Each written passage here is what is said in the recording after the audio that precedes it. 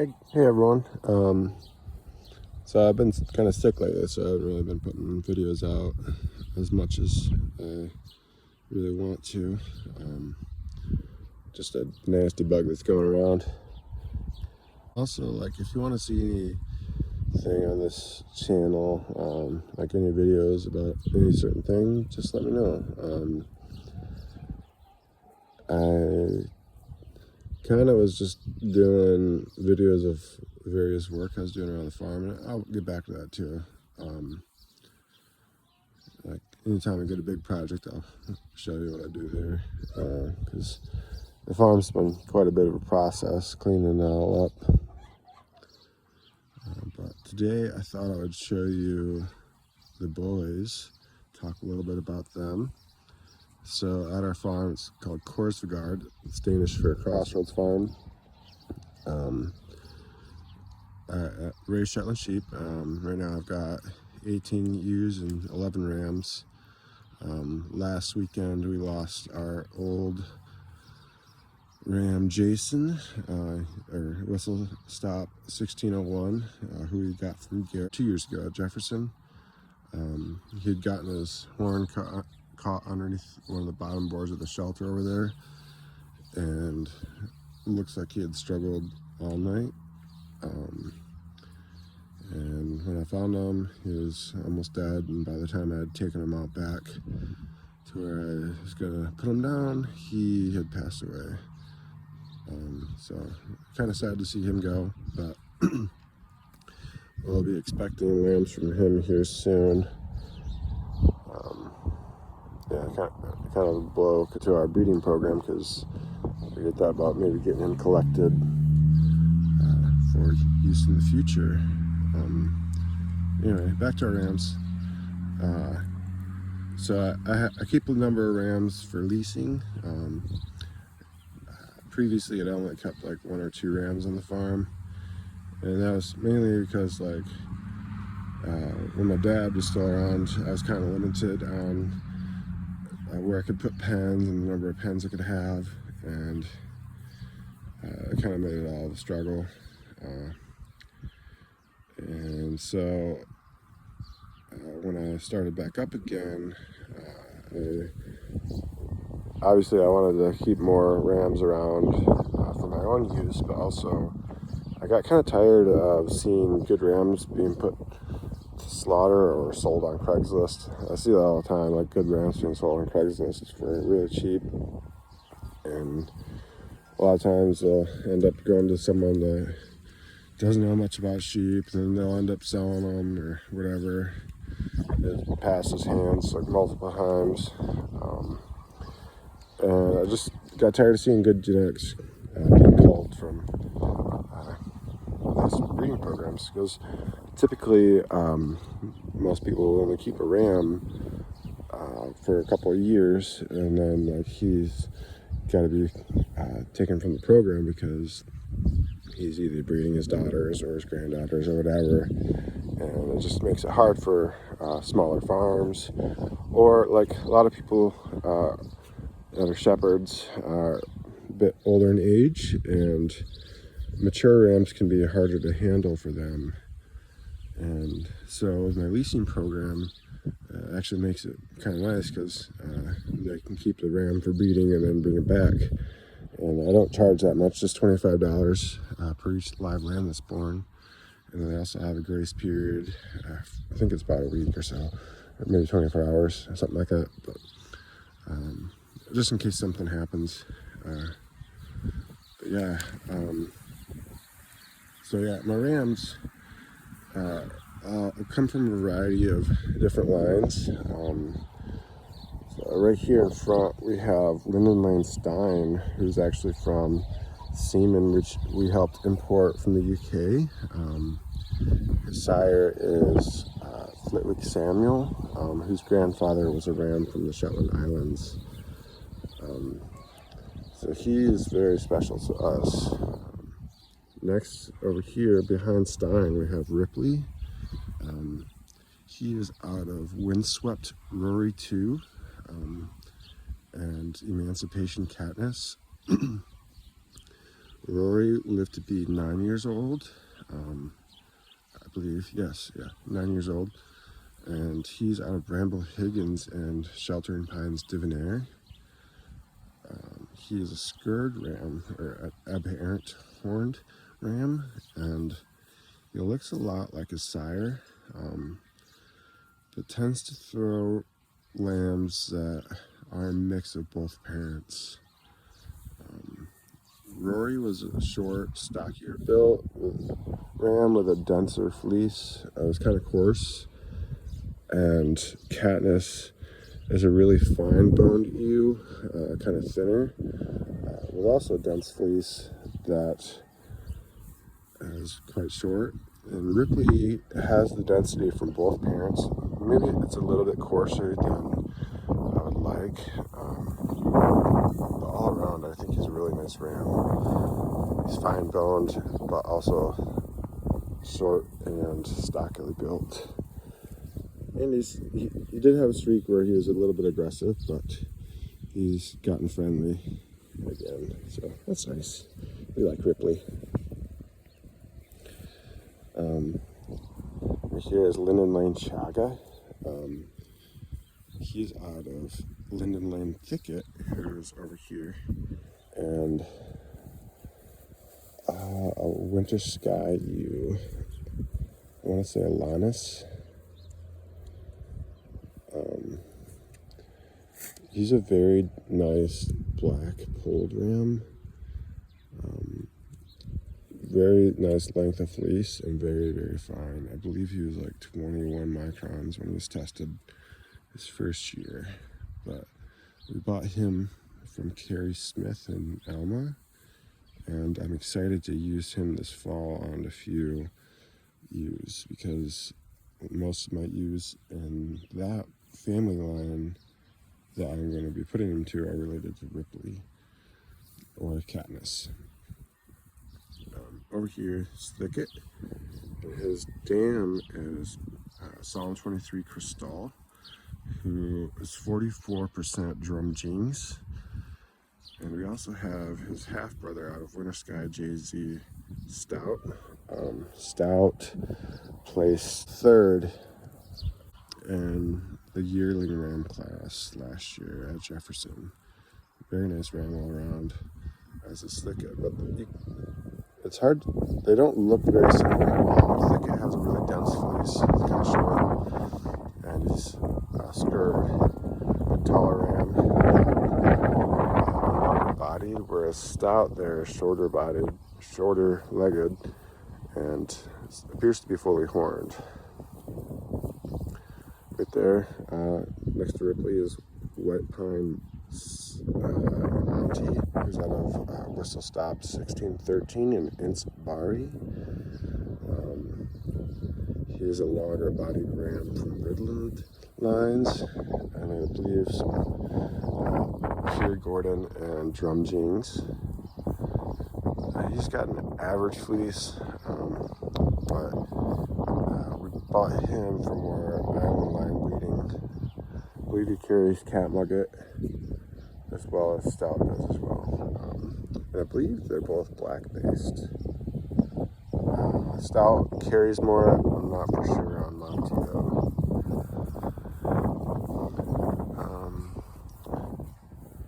Over here, so the black gull mugget horned is Cosmo, who's out of Ripley and Katniss. So it's a mother-son breeding.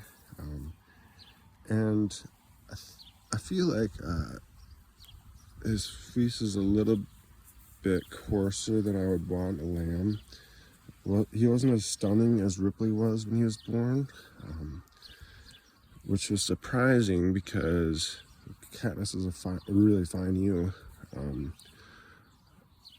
But his fleece is still pretty nice, and it's got the density and a little bit more length than Ripley, and it's got more tip to it, whereas Ripley's is a little bit more blocky. As you can see, he's a lot more finer boned as Katniss is, and for a while he was one of our larger lambs, but he's kind of stayed the same weight and height. I don't know if it's just because he's one of the smaller rams and is now like the runt, or if it's a health issue. But he seems healthy. Overall, I think he's a nice ram. Horns are coming in really nice, and he's likely going to be sold this spring to a farm in Wisconsin, I believe, or Minnesota, one of the two. But yeah, I think he'll make a really nice ram as he matures. Not just coming over for pets. The spotted gold nugget, it's brown based there. I think he's either fawn or Miojet. Is Korsvejgaard Bishop. He's out of Ripley, and one of our ewes, Grace Farms, Queen's Gambit. Grace Farm is an older farm from like the early 2000s, 90s, in near Mount Pleasant, Elma area. And he's a nice ram too. And he's out of like some old Sheltering Pines lines. Gambit is a real fine eel, fine boned, I mean. Also a fine fleece, and he's got that as well. Both Ripley and Gambit have ticking, so we'll see when he's sheared, but I suspect that he has ticking as well. So yeah, we'll see. He is also going to be sold this spring to a farm. Right in front here, we have Joanna's Grindelwald, and he is out of OK Acres, Nicasio, and Sheepshed Grenadine, who is out of Korsvejgaard Ansel, who is a Wintertime Blues grandson and a son of Fairview Farm Angelina, who was our original ewe. Angelina was out of Darius, Shelton Pines Darius, who is known for producing spotting without AG throughout the Midwest. And Sheltering Pines Gwenethok, who I believe her grandsire was Sheltering Pines Coca, who was heavily bred on like early modified genetics. Grindelwald's dam is, Sheepshed Grenadine, and her maternal grandmother was Sheltering Pines.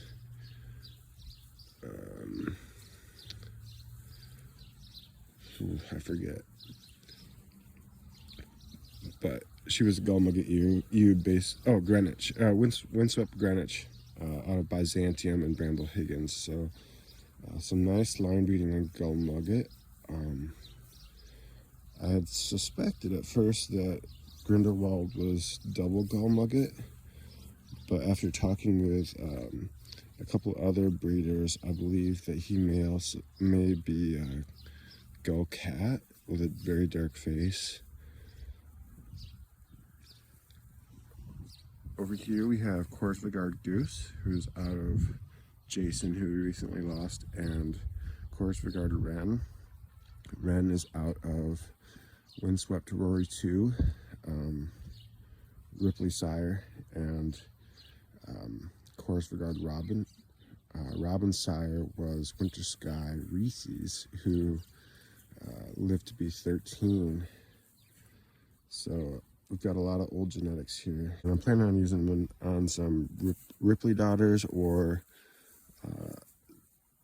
other daughters within that family line this coming fall. He's got really dense fleece. It's fairly fine and a little bit blocky. It's got some tip to it, but just very, very dense. He's scared because Wren is mostly polled. I can't tell if she carries 2 coupers for pull just yet. So yeah, he is like a nephew or something to Ripley. Yeah. Who else? Okay, so we also have V Creek Max, who is out of LHE Flet Manson, and V Creek U. He's the AI son out of a flat ram. The last flat ram that was collected, I believe, was collected in 2002 or 2003. And it was the last pure flat ram without the daily 75 ram that was bought by the flats in the 90s. And so I'm hoping to bring back the flat line in the future here. Originally, there was a lot of people who were against the flat line, mainly because they had been inbreeding on the same lines for probably 50 years. It was a closed flock that was imported into Canada in 1948. 3 ewes and 1 ram, and so they're closed and ran as like a park style breeding system for almost 50 years until the last, I want to say 10 years, which then Jean Flat, the daughter of the importer, I want to say George Flat, kept the best ram and then used him his whole life, and then kept the best son of that ram and then used him his whole life. Sorry, it's very distracting when Monty's rubbing his head against my leg. Anyway, so the flat line is pretty unique among Shetland lines. And there's a lot of people who were not super thrilled about inbreeding. There's some people that suggested that it would have faults in the line because of all the inbreeding. Also, the flat line is a little bit coarser because they weren't bred for improvement. They do have a little bit of a coarse fleece, but if we are able to breed them to fine ewes, I believe that we can get that line back within the main gene pool and bring it back to use. A lot of the lines in the Midwest are from some of the same rams, so it'd be nice to have that preserved for future generations. Max has got some good horns on him, despite his fleece being a little bit coarser. Flatlines are known for having really wide horns. It's just simply because the flats bred for rams with wider horns. So some of the pictures you'll see of older flat rams from like the 90s, they have horns that are super atypical, and they just did not match like the original flat ram's horns, which are more typical of the Shetland. Max's horns right now are a little bit wide, but I think they're gonna continue curling and will be in pretty good shape. I would say they're fairly typical right now. Another note on Goose, he's my only light badger face ram that I have. He's also a gull mugget, so he is double patterned, and either of any of his lambs could be light badger faced or gull mugget, which is pretty unique. Stein, he is cat mugget and AG gray. He's my only AG gray carrion ram. I do have one ewe that is also cat mugget and gray, and another ewe that is just gray, and another ewe that is a musket. So it'd be nice to bring more AG into our flock. It's not something I've typically bred for before. but I do like the look of it. Anyway, so yeah, that's all our rams at the farm presently. We'll be having a lot more lambs born here soon. If you have any interest in leasing rams in the future, just let me know. We're excited to get more of these unique genetics out there to other breeding flocks, as we've done the past couple of years. And I appreciate anyone that is interested in helping join me in furthering some of these lines, because quite a few of these are fairly rare across the U.S. So yeah, keep in touch, I guess. That's all. Bye.